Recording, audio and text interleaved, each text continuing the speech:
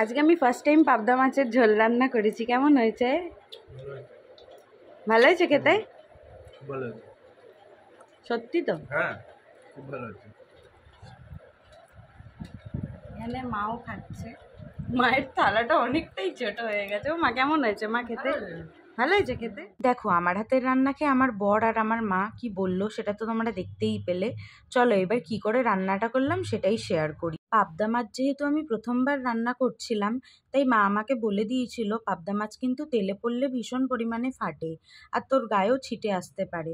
তাই তার আগে কিন্তু মা আমাকে একটা জিনিস শিখিয়ে দিয়েছিল, চলো আগে সেটাই শেয়ার করি। প্রথমে কিন্তু আমি এখানে তেলটাকে ভালো করে গরম করে নিয়েছিলাম, আর তারপরে কিন্তু গ্যাস বন্ধ করে কিছুটা তেল ঠান্ডা হওয়ার পর আমি মাছগুলো তেলের মধ্যে দিয়েছিলাম। এরপরে কিন্তু আমি একটা ঢাকনা চাপা দিয়ে ঢেকে তারপরে গ্যাস জ্বালিয়ে দিয়েছিলাম। এতে কিন্তু মাছগুলো বেশ ভালোভাবেই ভাজা হয়েছিল, আর গরম তেল গায়ে ছেটার কোনো ভয়ও ছিল না। তবে মাছগুলো না কড়াইতে দেওয়ার পর ভীষণ পরিমাণে ফাটছিল। আর এখানে কিন্তু আমি মাছের উল্টো দিকটা ঠিক একই রকমভাবে ভেজে নিয়েছিলাম। গ্যাসটাকে প্রথমে বন্ধ করে নিয়ে কিছুটা তেল ঠান্ডা হয়ে যাওয়ার পর আমি মাছগুলোকে উল্টে দিয়ে আবার কিন্তু ঢাকনা চাপা দিয়ে গ্যাসটা অন করে দিয়েছি। মাছগুলো কিন্তু খুব সুন্দর ভাজা হয়েছিল, তোমরা দেখতেই পাচ্ছ একটাও মাছ কিন্তু ভাঙেনি। আর ওই তেলের মধ্যেই কিন্তু আমি এখানে আলুটাও ভেজে নিয়েছিলাম। তারপরে আরেকটু তেল দিয়ে তাতে কালো জিরে ফোড়ন দিয়ে পরপর মশলাগুলো দিয়েছিলাম।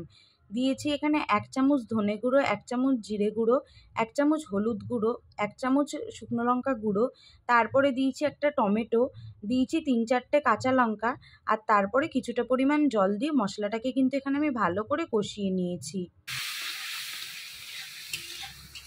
জল দেওয়ার পর মশলাটাকে একটু ফুটিয়ে নিয়ে আমি এখানে কিন্তু অল্প পরিমাণে আদা বাটা দিয়েছি, আর তারপরে দিয়েছি স্বাদ মতো লবণ। এরপরে কিন্তু ভালোভাবে কষিয়ে নিতে হবে যতক্ষণ না মশলা থেকে তেল ছেড়ে আসছে।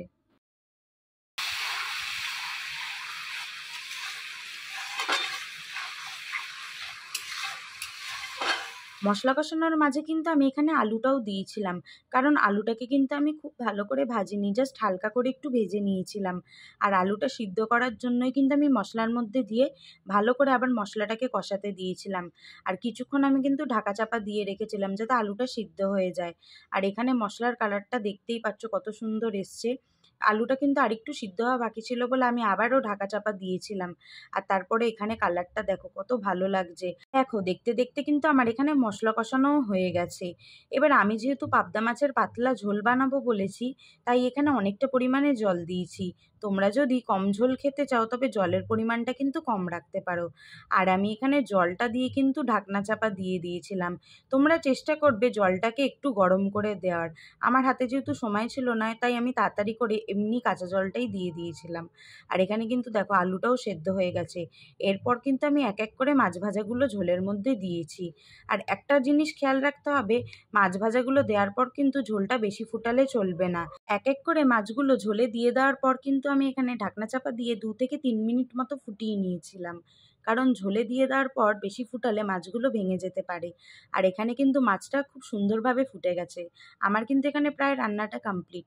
এবার নামানোর আগে আমি বেশ অনেকটা পরিমাণে ধনেপাতা দিয়েছিলাম, কারণ ধনেপাতার ফ্লেভারটা আমার অনেকটাই বেশি ভালো লাগে। গরমকালে কিন্তু অনেকেই এই মাছ সর্ষে বাটা দিয়ে খেতে পছন্দ করে না, তবে একবার যদি এরকম মাছের পাতলা ঝোল বানিয়ে খাওয়াতে পারো সবাই কিন্তু খুব প্রশংসা করবে।